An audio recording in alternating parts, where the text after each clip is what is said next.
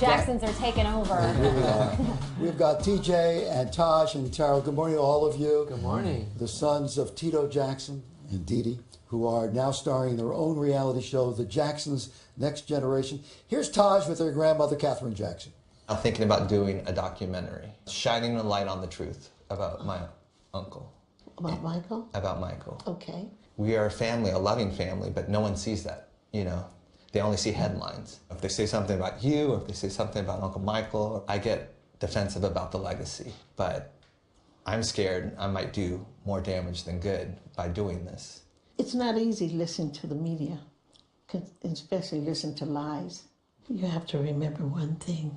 People don't want to know the truth. Wow, okay. Good morning. Good morning. And in a way, I mean, the reality show, it's a little bit documentary, so you may be achieving some of what you were talking about there. And you're calling this a docu-series. Yes. We're hoping that. We're hoping that, you know, with the cameras there, that we're telling our story and that people get to see the truth. What do we get wrong?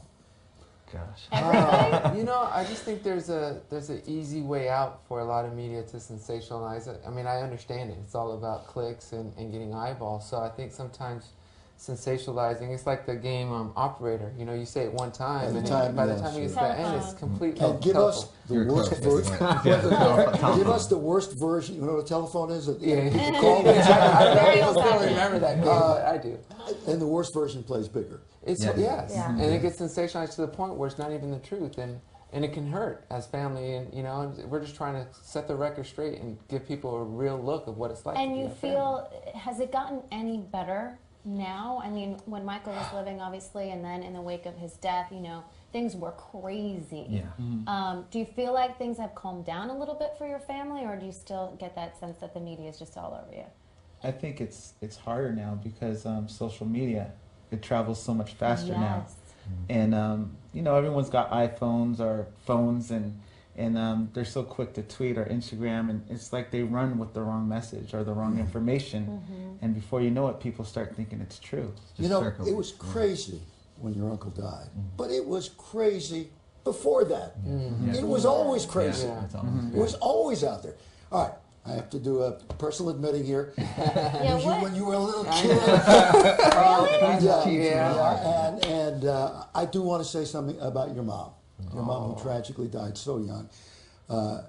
She was, Dee Dee, was the most likable person on the face of the earth. Thank you so Here's the family shot. Everybody loved Dee Dee. And Steve, I can't thank you enough for saying that, because you know, in this family with this name, the focus is on my father and the family, and my mother, and the person she was gets lost a lot. So I appreciate you saying that. She truly was a sweetheart, and she had this gift of making you feel good when you talked to her. Thank you. Thank you. And you were just, how old were you when she passed away? I had just turned 16. Wow. So my last picture with my mother is me getting my driver's license. And she was murdered. The person who murdered her needed money. And my mom was a strong person, and they wanted her to ask my Uncle Michael for money, and she wouldn't do it. Wow. So finally, you know, the guy's still in jail. We still have to go see it, and, you know, I don't want to get all sad and depressing. And at first, the report was that it was absolutely a mistake. At first, and nobody could accept that. Then we realized it was indeed murder, and the guy is still sitting in there. All right. Other things. You have a legacy. A legacy is one thing. A future is another thing. Exactly. How do you work that out? We're still working on it. You know, at the end of it, you just have to do the best you can do. You know, there's always expectations. There's pressure, and our uncle actually had to sit us down after our first album because we were so disappointed. And, you know, with the expectations, we sold 3 million records. You sold 3 million, sold 3 million. But to us, it was a failure. Wow. Because, you know, you look at the rest of your family, you know, they're in the 20s and 50s, and it's just, it's hard, you know? You get nominated for something. You can't imagine comparing yourself to the king of pop, you know? And everybody else in the family. And everybody else in the family. But I saw in the show that, you know, you were performing, and I think you were rehearsing, and someone said, we got to stay here until we get it right.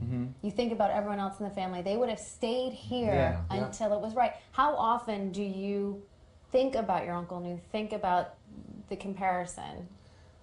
That's Every time you perform? That's all the time. Every time you rehearse? That's all the time. Yeah. I mean, we grew up watching them. You know, I think it was the Jackson Live tour, 1980. That's when we first started as a group, just imitating them, and we just try to be like them, the entire way. All right, come back again. See us again. Would you. do that one more time? Jackson's Next Generation premieres tonight, 10 o'clock on Lifetime. You're gonna all watch together? Yes. You have a little premiere party? Live Live tweeting? Yeah. Okay, good. I like hey, that. right.